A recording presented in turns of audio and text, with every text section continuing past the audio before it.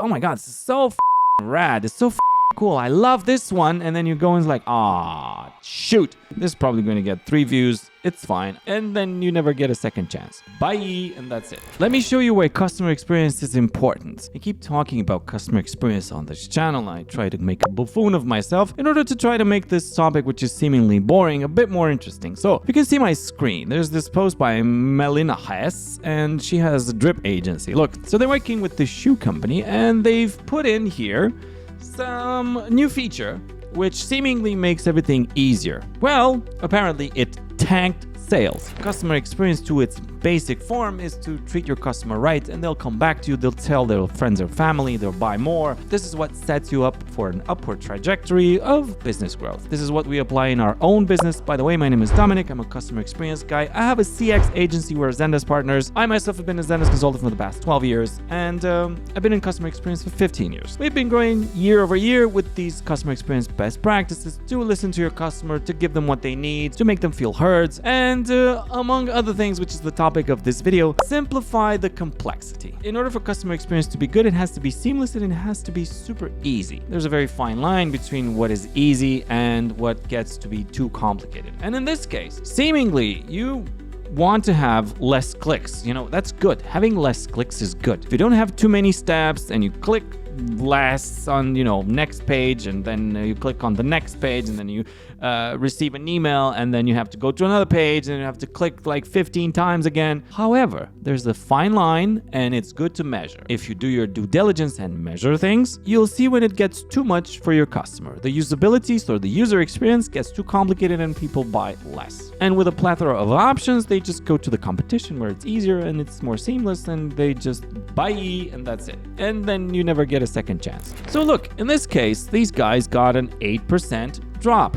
A little bit more than 8%, but it's obvious. So look, they just added a button for what size do you need. If we zoom into the first option, it's like your standard shoe store. You see your models and you just scroll and you click the one you like and you choose the color, you choose the size, etc. Well, they thought, let's just add another filter for size. So it's very annoying when you go on a sneaker you like, oh my God, it's so fucking rad, it's so fucking cool, I love this one, and then you go and it's like, ah, shoot, they don't have my size. So these guys, they thought in a very German efficiency, as you see it's in German, like, let's make it efficient where you just don't waste time in going on a pair of sneakers that you like just to see that they don't have the right size. So they just thought, let's just put the filter, you put in your size, and boom, you'll just see what's available in that size. Very good thinking, didn't go so well with the audience. So this obvious improvement tanked sales with over 8%. That might not seem a lot, but these good people, they measured it, they saw the people don't like it, so they just reversed. Sometimes you make things easier, it can backfire. So the filter, it did get a lot of attention, so it got like a 29% click rate, which is great, but then the metrics just tanked. So revenue per user,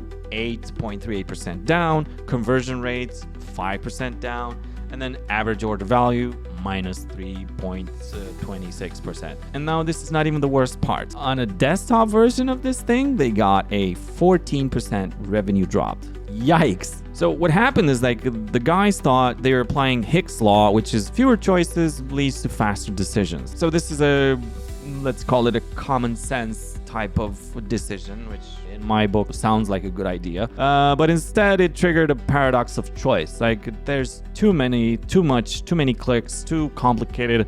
I don't like it. And this is a reason why you should test. A/B testing in customer experience is key, it's king, it's bell of the ball. Now, we also in our business recommend, especially companies using Zendesk, they come to us and they say, hey, my system is untangled or my customers are going away. And the solution is sometimes just like a simple checkbox or a very basic workflow that the company just didn't see. From the inside, when you are running your business and you're running your team, you're not exposed to seeing your blind spots. And it's very hard to do. But if you put yourself in the shoes of the customer, it usually gives you a very good idea of where you are and where you should be. However, in my case, I would have really appreciated this because it would have eliminated a click for me.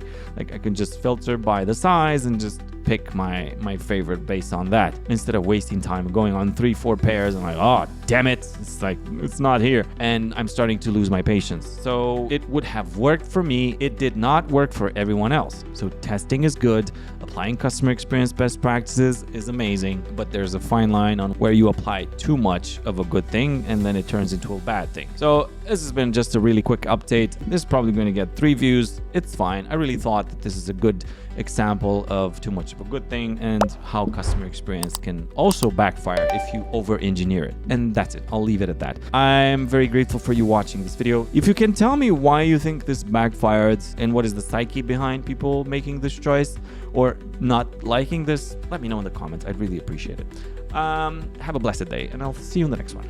Bye.